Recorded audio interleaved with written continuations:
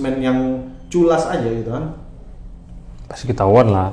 ya cepat gitu kan, ini udah beberapa tahun itu sampai banyak yang bangkrut Pak. Sampai supplier Pinang di semua daerah habis ya? Iya, habis itu di Jambi itu habis semua. Oke bro, berarti lu kan udah ekspor udah lama ya? Nah, selain ekspor lu ngapain lagi nih? Selain ekspor, kita tetap di bisnis Pinang.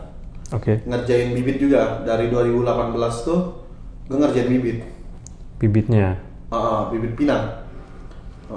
Tujuannya apa? Ini mau berkata jujur. Jadi gini ya, gampangnya sih gue tujuannya tuh gue butuh duit harian. Awalnya kayak gitu. Tapi gue ngeliat kedepannya potensinya bagus. Bagusnya di gimana? Gue pengen ngebangun ekosistem, waduh bahasanya keren banget. Ekosistem ya. Ekosistem. Gue sebenarnya pengen ada saling sinergi lah.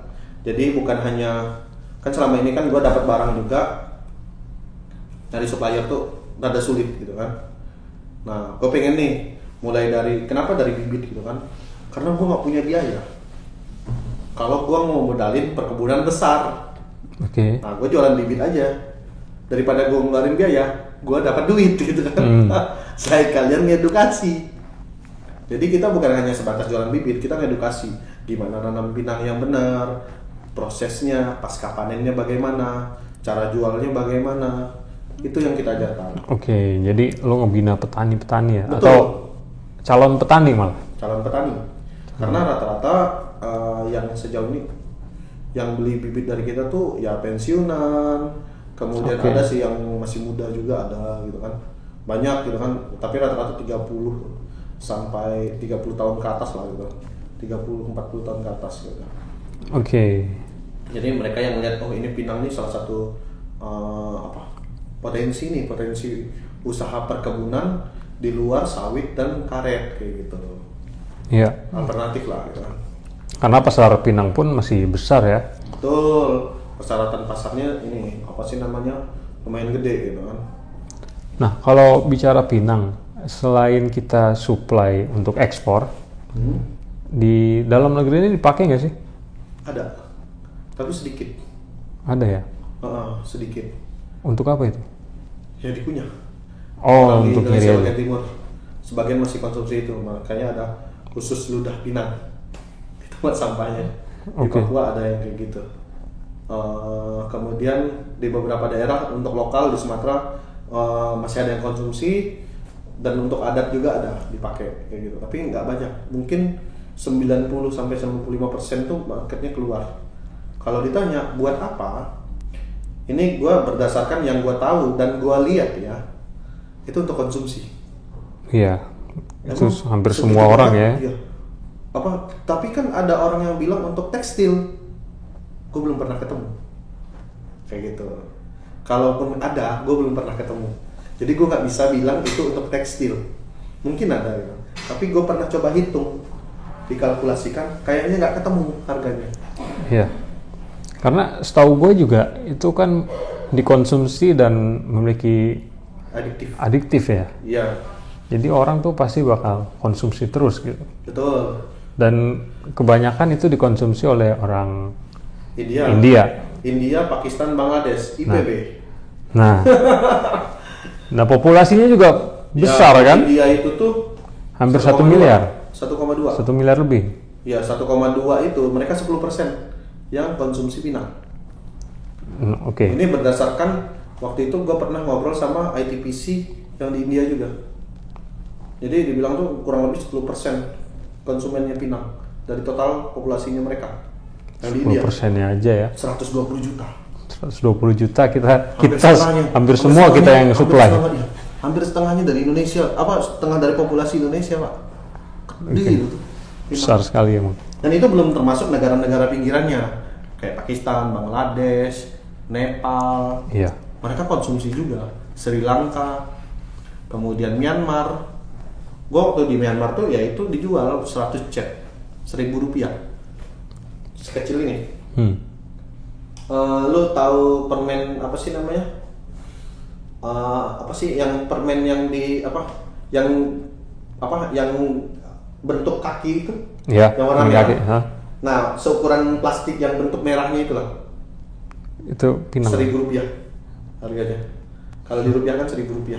Itu isinya 3 lembar, bukan hanya Pinang ya, itu 3 lembar ini, 3 lembar apa namanya? 3 lembar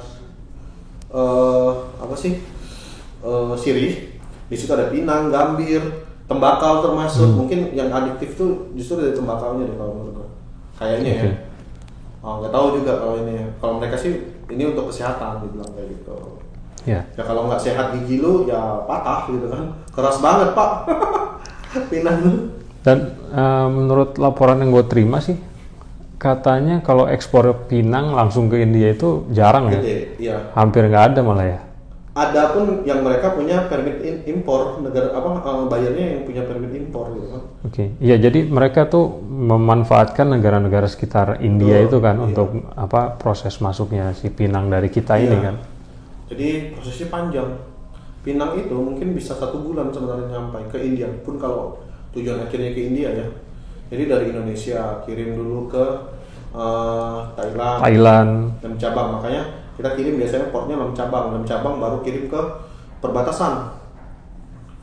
Apa ya namanya? Gue lupa deh, perbatasan Myanmar Thailand itu kemudian dibawa lagi nih ke Tamu Border namanya. Itu Tamu Border tuh itu ada 2, ada yang langsung masuk ke ini Yangon, proses kayak bayar gue kirim lagi ke Saudi atau kemana sama dia. Ada yang dari situ dilewatkan langsung ke Tamu Border itu. Itu perbatasan ke India, baru masuk ke India. Ada yang dari situ dibawa ke mana? Nepal baru masuk ke India. Jadi panjang itu. Panjang. Iya, sampai ke Iran juga ya? Ya, ada yang muter ke Iran. Ada yang muter ke Iran dulu, terus baru ke bawah lagi. Iya. Jadi benar-benar panjang. Dulu kan ada banyak isu ya. Terutama yang paling ininya sampai saat ini nih, India itu menetapkan pajak untuk pinang dari Indonesia 118%. Wow.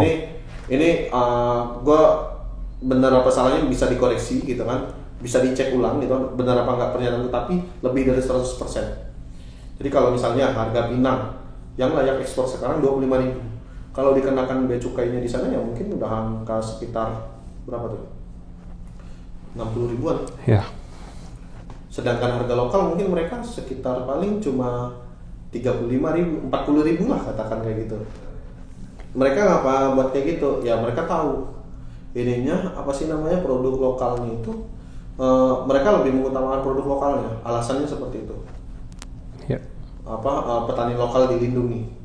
Padahal kalau Indonesia menerapkan hal seperti itu tuh bagus untuk di beberapa produk pertanian, akhirnya kita nggak impor kan. Betul. Biaya masuknya ditinggi mungkin ya, masukan dari pemerintah nih. Kalau mau cuan lebih gede dari biaya masuk.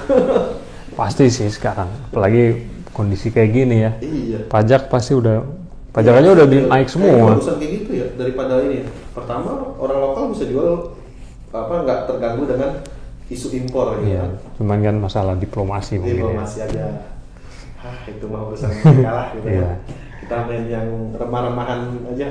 Iya, betul. Gede gitu. Oke bro, nah mungkin nih terakhir, kira-kira ada nggak tips dan trik untuk teman-teman sekalian? Mereka harus mulai dari mana sih? Dari produk kah atau market? Menurut lo gimana? Kalau dari gue ya, paling krusial kan tadi kan kita udah bahas nih. Pun gue berhasil di ekspor pun ternyata gagal apa ya, produknya. Produk. Iya. Jadi intinya apa? Kalau menurut gue tuh ya produknya nomor 1. Lu harus pastikan banget tuh produk tuh. Misalnya, gue mau ekspor kokopit gitu kan. Misalnya, gue mau ekspor kokopit. Temukan dulu siapa suppliernya. Sampai benar-benar lu bisa nguasain itu produk. Kan dia kan ada namanya apa ya?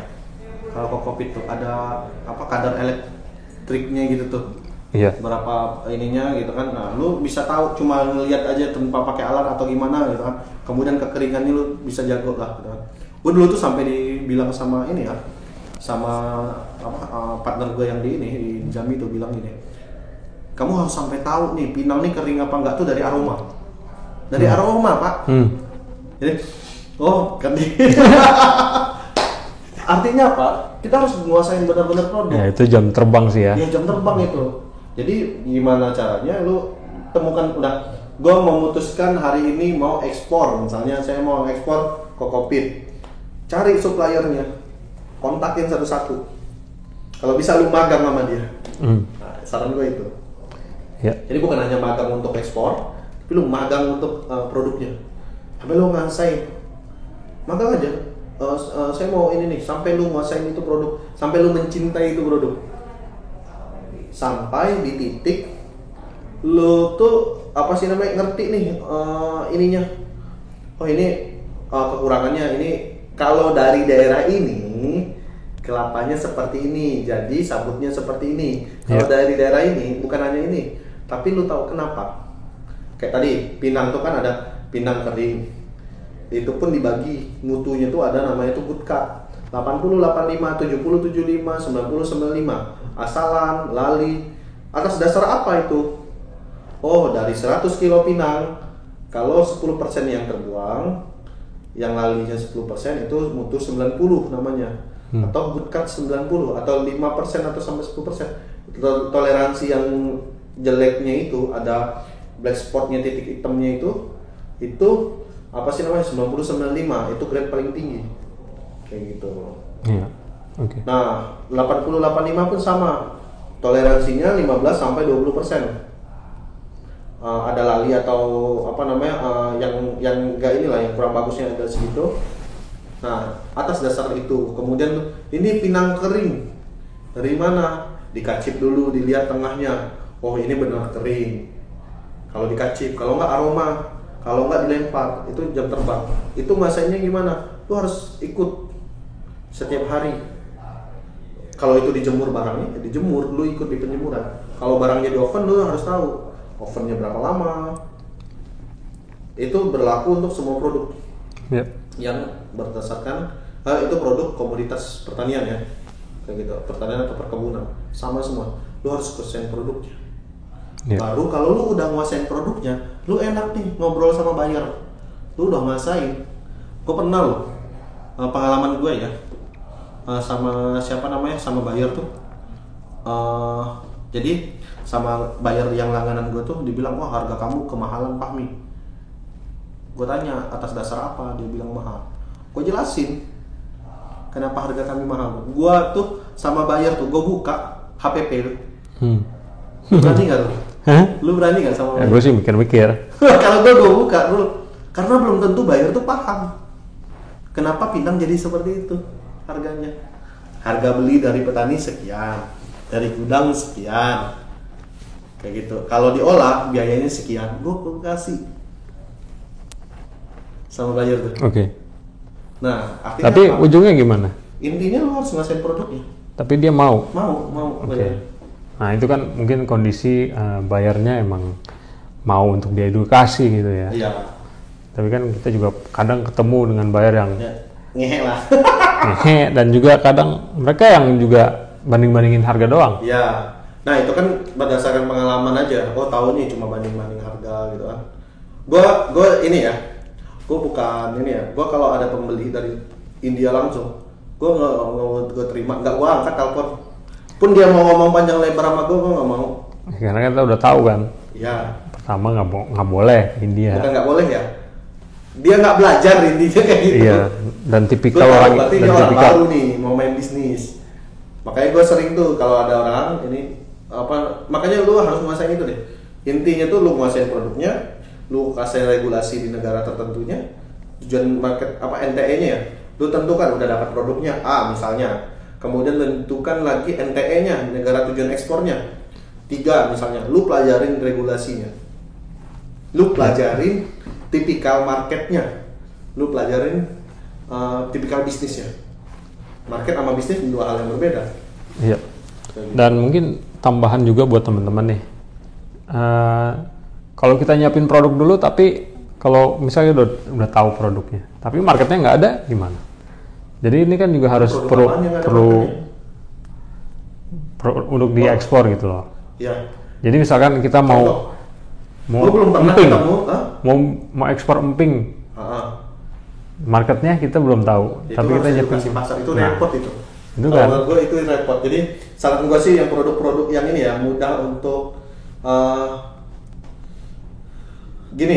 produknya ini orang udah paham gitu kan. Iya, kayak harus. Apa sih namanya kemarin tuh teman gue tuh ekspor tuh lemon cuy itu. Lemon cuy itu apa sih namanya? Jeruk apa? Jeruk lemon apa? Limoncuy itu. Tau nggak? Jeruk kip. Orang bilang tuh. Ada kalau di daerah Bangka, kemudian di Pontianak. Oke lah. Nah, itu kan dikirim ke ini rasa nggak cocok gitu kan. Kayak gitu. Iya, betul. Jadi saran gue sih produk yang gampang ya gitu kan, yang bukan gampang ya. Sebelumnya emang udah diekspor kan. Iya, ada marketnya gitu kan. Ada marketnya dulu. Tapi lu harus kuasain produknya. Nah, misalnya gini, iya. lu mau nyari produk, gua mau ekspor apa nih? Ini. Lu tahu ini produk ini bukan hanya di Indonesia doang, di luar tuh dibutuhkan gitu kan. Misalnya apa ya? Apa deh? Lu ada ide nggak produk apa? Mungkin ini ya. Melon. Nah, melon kan ada pasarnya keluar. Ada. Nah, kayak gitu ya. Cari tahu gitu kan. Kayak gimana melonnya gitu kan. Cari suppliernya dulu nih. Dan kayak gitu kan tanaman yang melon itu kan mau dicari yang tanaman yang perkebunan yang tradisional kah atau yang udah pakai yang basisnya teknologi gitu kan. Kayak gitu lagi. Apalagi yang produk-produk buah-buahan ya. Itu rentan. Termasuk rempah-rempah itu tuh tanaman yang ini ya. Musiman. Nah, ini yang harus teman-teman pahamin juga nih. Kalau udah menentukan produknya komoditas pertanian atau perkebunan terutama. Perikanan juga. Iya, itu ada musim-musimnya. Perikanan juga ada. Jadi nggak bisa kita tuh nganggap ini nih sepanjang tahun gitu. Sepanjang tahun ada itu nggak mungkin. Ada yang sepupu gua tuh main jengkol untuk lokal, kirim keluar juga. Dia kirim ke Malaysia.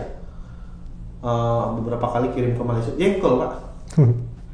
Jadi dia bilang, ternyata tuh jengkol lu bang musiman. Ya iyalah, gue bilangin gitu. Jadi lu harus tahu nih, dan lu tahu juga di negara tujuan ekspornya itu kalau lu main di komoditas pertanian atau perkebunan, lu tahu nih dari negara tujuan ekspornya itu musimnya kapan. Jadi di situ lu tahu nih, harganya turun. Kemudian tuh kayak misalnya kan gua kan ekspor ke Myanmar. Di Myanmar tuh pas di bulan-bulan ada beberapa bulan dia tuh ada badai itu berpengaruh. Iya. Jadi apa sih namanya harga tuh turun, kok bisa transportasi susah, apalagi kan apa sih namanya yang tadi dengan kendala ini ya apa sih namanya rantai perjalanannya kan panjang tuh, jalur darat pak, iya. Hampir setengah benua itu, ya Pinang bisnisnya hampir setengah benua itu, makanya mahal ya. Iya, jadi komoditas ini loh. Pinang dulu tuh orang tuh nganggap sebelah mata aja, apa sih ngerjain Pinang, gitu kan? Gue ditertawakan sampai hari ini aja orang pada ini, apa sih namanya? Pada bingung, pada nanya ya. Pada nanya, Pinang tuh apa malah? Iya, Pinang tuh apa ya? Buat apa? Karena apa sih? Dia nggak tahu gitu kan, itu tuh apa di satu negara gitu kan? Itu emas gitu. Aduh, mungkin itu sama dengan apa ya? Rempah-rempah waktu zaman dulu itu. Iya, benar, setuju. Itu produknya, tentukan produknya, baru tentukan marketnya. Udah dapat marketnya nih, pelajarin regulasinya, pelajarin bisnisnya, pelajarin marketnya. Iya, setuju. Tipikal marketnya tuh kayak gimana sih gitu kan. Nah, orang India sama orang Myanmar beda. Orang Bangladesh sama orang Myanmar beda. Orang Myanmar sama orang Thailand beda lagi. Jadi nggak semuanya sama. Lu mau ngirim kemana? Sejauh ini gue cocokannya sama orang Myanmar. Sejauh ini. Iya. Apa sih namanya? Kenapa? Kalau menurut gue sih ya asik aja gitu kan. Kalau diajak ngobrol tuh lebih gampang lah gitu kan. Tapi ada orang bilang, susah sama orang Myanmar mah. Ada yang bilang kayak gitu.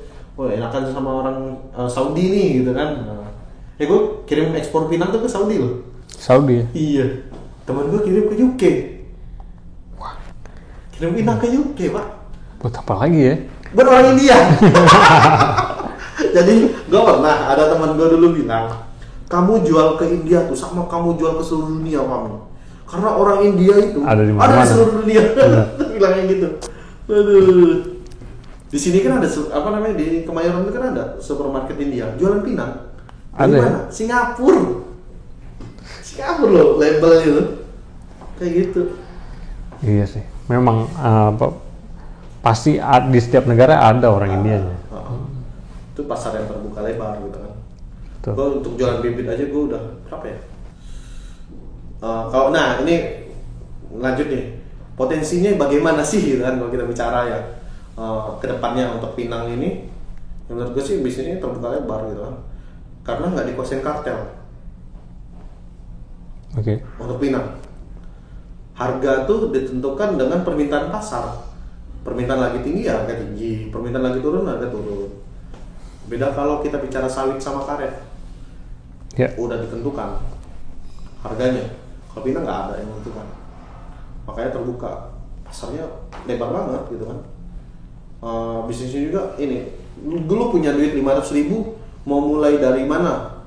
Mau bisnis bibit kah? Lu mau jadi tengkulak kah? Gitu bisa. Lu nggak perlu DO. Kayak gitu. Bisa ya dari yang kecil ya. Siapapun bisa gitu kan melakukannya. Yang penting komitmen. Kata kuncinya itu. Betul. Dan konsisten ya. Komitmen konsisten. Itu yang gue terapin. Ya pertanyaannya, lu sanggup nggak gitu kan 2 tahun rugi gitu. Jangan sampai rugi juga lah. Ya, jangan balik modal. Minimal balik modal dan tapi mau belajar, intinya kayak gitu. Iya, dan teman-teman juga mungkin pasti bisa lah mengambil dari, misalkan kita udah pernah gagal, ya mereka udah tahu gagalnya kita di mana gitu. Tahu gimana. Jangan sampai diulangin. Ya, di titik ya intinya produk gitu kan. Kayak gue harus ngasain itu. Ya. Oke. Thank you banget nih buat waktunya, bro. Oke. Aduh. Gila.